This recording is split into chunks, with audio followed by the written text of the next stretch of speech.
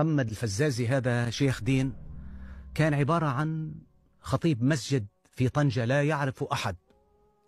كان يكلمني، دخل مرة على المداخلة متحدث من الطراز الأول، متعصب جدا طبعا، متعصب جدا. متعصب لشو؟ متعصب دينيا. أتيت به، قدم حلقة مع ضيف علماني لعب فيه مش فوتبول، لعب فيه كل أنواع الألعاب الرياضية. وكانت حلقة تاريخية أيضا، لكن للأسف الشديد تسببت بسجنه.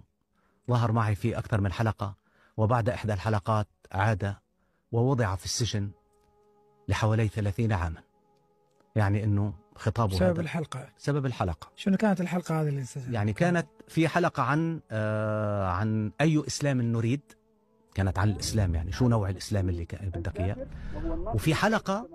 وفي حلقة عمل حلقة ثانية مع مفتي سوريا السابق أحمد حسون، كمان فعل الأفاعيل بمفتي سوريا. متمكن جدا، متمكن جدا وسليط وقوي، صاحب حجة عظيمة جدا.